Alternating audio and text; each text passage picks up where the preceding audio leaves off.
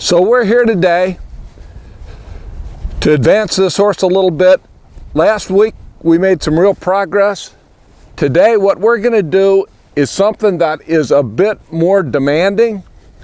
We're going to move up, as you should do, to a lope. And what I'm hoping is that all of the work that we did at the walk and the trot is going to pay off, and we don't have to go through that whole process at a lope that we did at the lower gates. A lot of times if they're prepared, then you can move on to the higher degree of difficulty and they actually find it easier. Now we're not going to make this harder for him. We're going to let him find it, and we're going to do something to keep this interesting. You may not think it to look at me, but I'm a cow today. What we're going to do is what I call the fake cow exercise. In the working cow horse, the horse that's doing the job has to circle the cow, come up in front of him if he wants to stop him. So what we're going to do is we're going to let me be the cow, and Melanie is going to track me and gradually pass me. When she gets past me, she'll let her horse come back to a slower gait.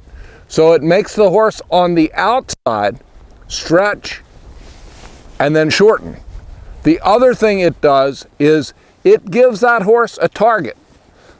Just because we're asking him to do something a little harder doesn't mean we can't make it more interesting and maybe even a little bit of fun for him. You know, horses like to play. This is going to be a little bit of a game. Melanie is familiar with this. She knows how to space herself. If you don't, be careful with this, because you can have horses collide or get kicked for one thing or another. But if you know how to position things and everybody stays on the pattern, we're going to be fine. So we'll do this one time just to demonstrate at a trot, and we're going to open our circle up a bit so we got more space. So I'm the runaway cow, I'm the target, and she's going to extend him a bit at a trot until she can pass me. And of course she has to work harder because she's on the inside. She's getting the job done, and she's caught me. So she can just sink back, let him slow down. And what I'd like you to do, Mel, is handle his face as need be to guide him, but try not to restrain him much. Because he, oddly enough, even though he sometimes acts like he wants to run off, he lacks a little forward. He just goes forward because he thinks that's another way to get away from you. So I'll start that again, and this time I'm going to step him up to a lope. Give us a little time to start. And the cow's on the run. Don't go fast. You can take time.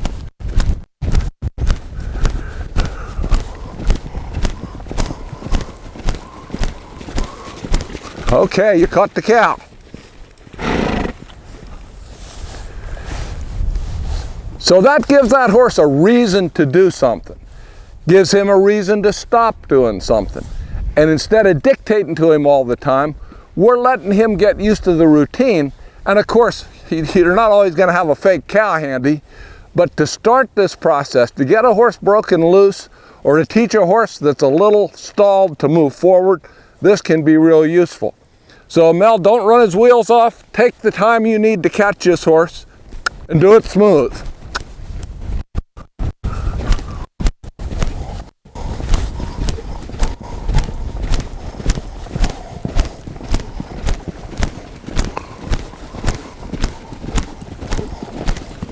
You got him caught.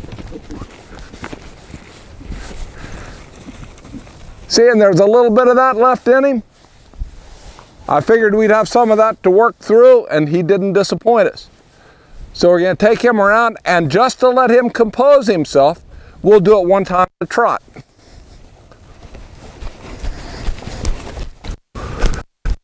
And don't too hard. Just sort of let him float up past me. Just let him float up past me. If it takes a whole trip around, so much the better. And if he lopes, that's fine. He doesn't have to lope very fast. You got me.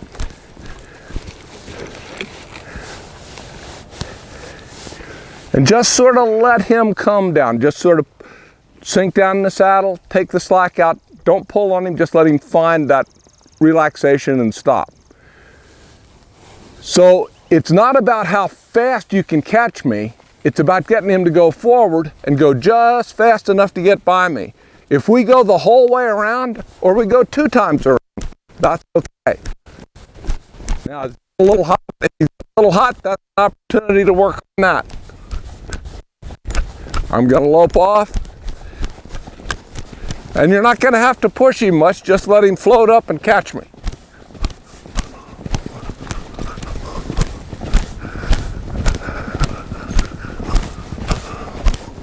Don't hurry.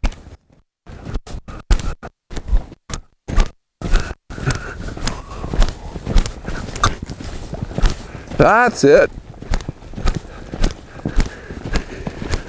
Don't pull on him. Don't pull on him. Now just let him slow down. Better. See, was he good that time? Because I'm at a handicap, I can't see him. Yeah, so all we want to do is get him to stretch out. Now with a more advanced horse, like with a reiner, sometimes I'll do this to get a horse to run a large fast circle and just sort of stay with you, you know, as opposed to having to be driven. So let's see how little you can do. See how little you have to drive him and how little you have to hold him. Just see if he'll sort of do his job. Now I'm going to start out for a while at a trot. Let him sort of line out.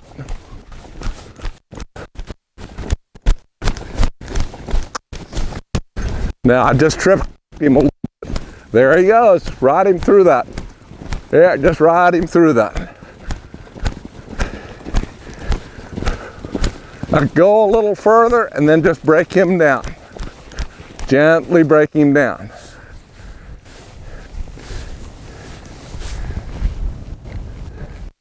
So just ride him around there. You just ride him around, just walk him around a trip or so.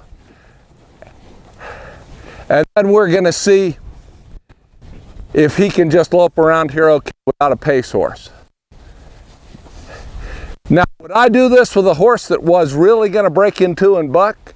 Well, I wouldn't, and I wouldn't let you even do it, because, you know, you can get in over your head. But right now, he's just having a good time. And some of that jumping, bucking he's doing, I get the feeling he's playing a little bit.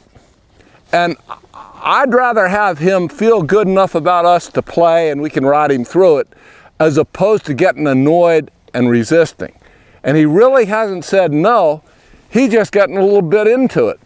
That's okay. This also breaks the ice. It teaches him to have an on-off switch. You know, that you can dial him up and then notch him back.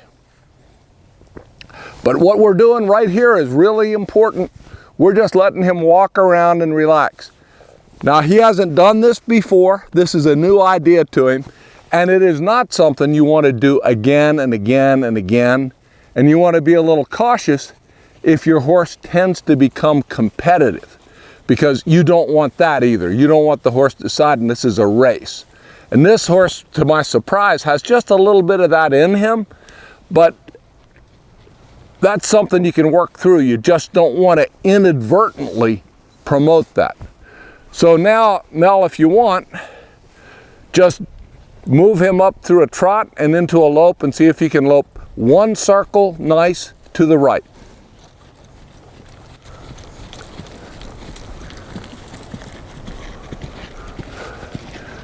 So he doesn't have anybody helping him out here. He's staying in the circle and he's guiding. Let's lope one more circle and see if he settles in. We might be getting greedy, but I like where his head's going, and I think his mind is following his head.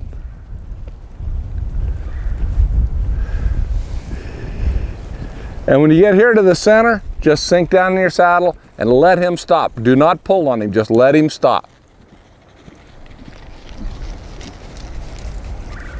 Good. See, I would rather at this stage see him transition down gradually like that and stop off your seat, because we can shorten that up and shorten it up, but it's not stiff. Good work for the horse too. Well done, we're done. Thank you.